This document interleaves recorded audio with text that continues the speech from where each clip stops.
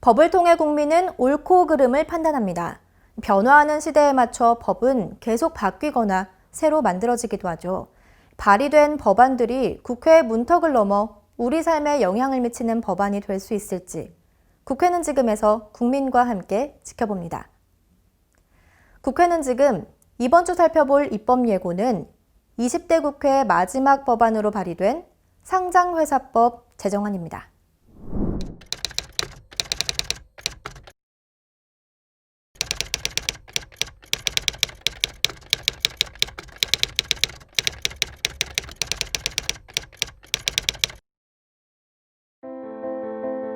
상장회사에 적용되는 각종 법령은 현재 주식회사에 관한 일반 법인 상법과 자본시장과 금융투자업에 관한 법률에 분산 편제되어 있다고 하는데요.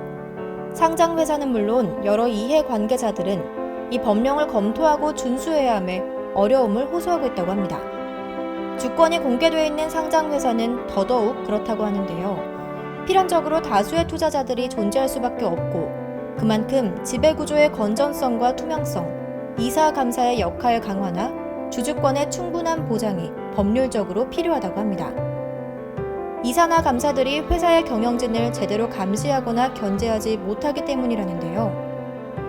게다가 재벌기업 위주로 경제성장 정책을 펴온 우리나라는 해외 선진국에 비해 소수주주에 대한 권익 보장이 취약한 실정입니다. 이런 부분을 보완하기 위해 국회가 나섰습니다.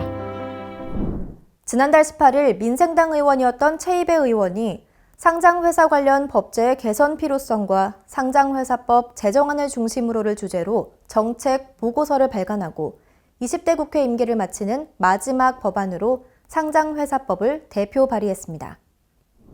자본시장과 금융투자업에 관한 법률의 특례 규정, 그리고 상법으로 나뉘어 있는 현재 법령을 통합했습니다. 이는 기업 지배구조 개선을 통해 기업의 가치와 주주 권익을 높이고 흩어져 있는 상장회사 관련 법규를 하나로 합쳐 수범자가 법령을 쉽게 검토할 수 있게 하는 내용을 골자로 합니다. 그래서 준비했습니다. 현재 법령은 어떤지, 발의된 법안은 어떻게 통합한 건지 법률적인 시선에서 풀어봅니다. 송파세무서 국세심사위원, 행정자치부 외부 전문의원, 한국노총 시니어노조 고문 변호사, 수서 동작경찰서의 자문 변호사로 활동 중인 박준호 변호사와 함께 상장회사법에 대한 이야기 지금부터 나눠보겠습니다. 상법과 그리고 자본시장과 금융투자업법에 관한 법률 속칭 자본시장법에서 각각 규율하는 점이 달리 되어 있었습니다. 그래서 상법에 있어서는 주로 비상장회사에 적용될 만한 요건들을 설치해 놓고 그리고 자본시장법에서는 기존 상법에서 보다 요건을 좀 더 강화하여 대주주의 전횡을 방지하고 감시 감독을 할 수 있게끔 규정을 하고 있습니다.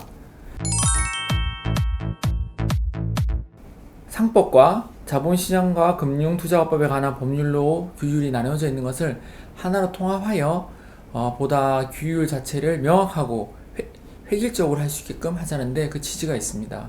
이 법 자체에 있어서도 경영권을 승계를 하지 못하도록 상당히 규제를 하고 있습니다.